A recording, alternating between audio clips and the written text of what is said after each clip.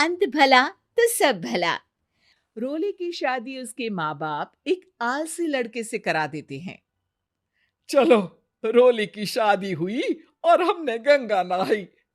और क्या, बेटियां तो होती ही हैं बोझ। हाँ, पर अब क्या चिंता, उतार तो दिया बोझ तुमने, अब वो लोग समझे। ससुराल में रोली का पति कहता है, देखो, मैं कोई काम नहीं करता, ये बात तुम्हारे मम्मी पापा को बता दी थी मैंने। अब जो किराया आता है दुकान का, उसी से घर का गुजारा करना है। कभी भूल से भी कोशिश ना करना किसी चीज की डिमांड की। क्या मम्मी पापा को पता था कि आप कोई काम नहीं करते? और क्या, बड़ा अच्छे से पता था। उन लोगों को तो तुम बोझ लगती थी, बोल रहे थे कि बस शादी कर लो और कोई मतलब नहीं है। रोली को यह सुनकर बहुत गुस्सा आता है, लेकिन करती भी तो क्या, क्योंकि वो जानती थी कि उसके माता पिता ऐसे ही हैं। जैसे तैसे रोली दिन काट रही थी। रोली को एक प्यारी सी बेटी होती है। धीरे धीरे वो बड़ी होती है और उसके साथ उसकी जरूरतें भी बढ़ती जाती है। सुनिए जी, अब तो सिमी बड़ी हो रही है, उसका स्कूल में दाखिला कराना है।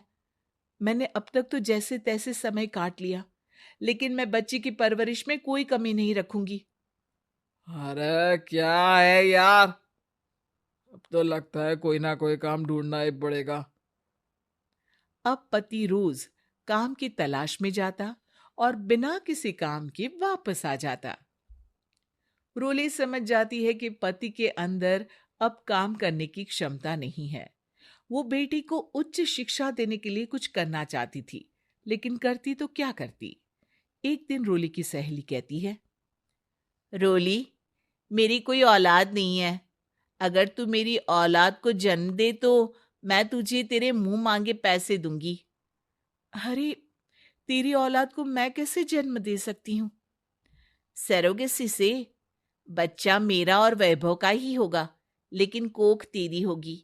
ये संभव है रोली। रोली कुछ सोचकर कहती है, मुझे मंजूर है, लेकिन मैं इसका 2 लाख रुपया लूंगी। अरे कोई बात नहीं, मुझे मंजूर है।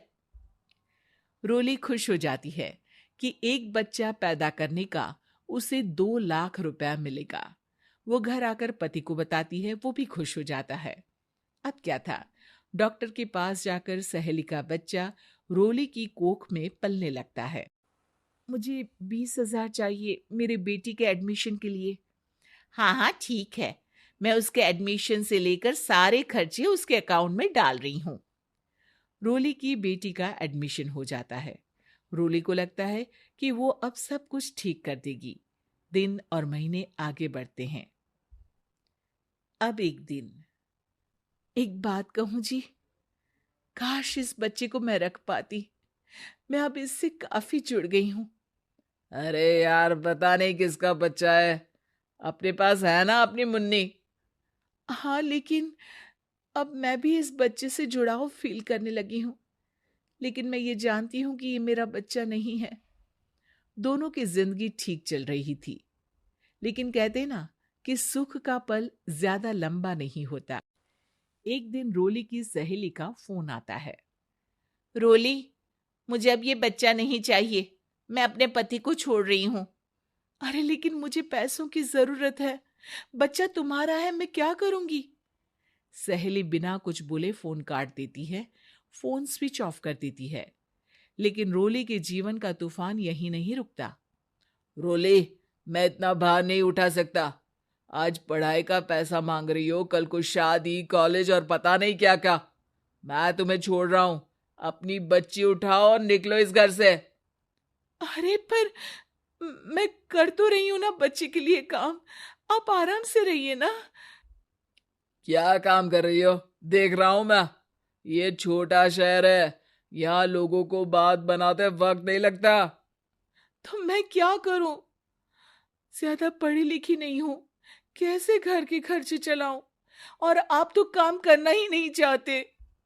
हाँ, ना चाहता हूं और ना ही करूंगा। रोली को पति की बात पर काफी गुस्सा आ जाता है। ठीक है, अगर मेरे जीवन में संघर्ष ही लिखा है तो वही सही। इस वक्त पति होने के नाते आपको मेरा साथ देना चाहिए था, लेकिन नहीं, आपने तो इस हाल में मुझे घर से बाहर निकालने की बात कह डाली। देखो, ये सारी फालतू की बातों के लिए वक्त नहीं है मेरे पास। रोली, जिसकी कोख में किसी और का बच्चा था और साथ छोटी सी बेटी, पति का घर छोड़कर रास्ते पर आ जाती है। रोली के पास मायके के सिवा दूसरा कोई रास्ता नहीं होता। अरे रोली कैसी है? कितने दिनों के लिए आई है? हमेशा के लिए माँ। वो माँ को सारी बात बता देती है। ओए लड़की, इतनी हिम्मत का काम कर लिया। अरे ना ना, यहाँ कोई जगह नहीं है। तुम तो अपना बोरिया बिस्तर उठाओ और निकलो यहाँ से। रोली के पास अब मायके का रास्ता भी नहीं बचता। वो चुपचाप बच्ची को लेकर जा रही थी कि उसे दर्द होता है और वो डॉक्टर के पास चली जाती है। और फिर वहां वो एक प्यारे से बेटे को जन्म देती है। कितना प्यारा है! कितने अभागे हैं इसके माँ बाप, जो इसके पैदा होने पर भी नहीं है। तभी वहां डॉक्टर आ जाती है। रोली, बच्चे के पिता तुमसे मिलना चाहते हैं। आपका बहुत बहुत शुक्रिया। मैं इस बच्चे को पालूंगा, भले ही इसकी माँ ने इसे छोड़ दिया हो, पर मैं अपनी जिम्मेदारी निभाऊंगा। तो क्या आप मुझे इसके पैदा करने के लिए जिन पैसों की बात हुई थी वो भी देंगे? हाँ, और साथ ही आप चाहें तो मेरे घर में रहकर मेरे बच्चे की देखभाल भी कर सकती हैं। मैं उसके लिए आपको सैलरी दे दिया करूंगा। रोली को लगता है कि जैसे भगवान ने उसके लिए सुकून का रास्ता खोल दिया। वो अब मुकेश के साथ उसके घर चली जाती है, जहां रहकर वो उस बच्चे की देखरेख करती है। अब मुकेश के घर को रोली अच्छे से संभाल लेती है। उसके लिए खाना बनाने से लेकर बच्चों की देखभाल और घर की देखरेख। धीरे धीरे मुकेश को रोली से प्यार हो जाता है। रोली, तुम्हारी बेटी और मेरा बेटा बिल्कुल भाई बहन की तरह साथ रहते हैं। हाँ, आखिर है तो एक ही कोख के बच्चे, अटैचमेंट तो होगा ही ना। रोली, तुमने घर और मुझे दोनों को संभाल लिया। ये तो मेरा काम है। आपने भी तो मुझे छत दी, जिससे मैं अपनी बेटी की पढ़ाई और भविष्य के लिए पैसे जोड़ सकूं। अब रोली, क्या तुम मुझसे शादी करोगी? अब मैं जानता हूं तुम्हारी भी शादी कुछ खास अच्छी नहीं रही।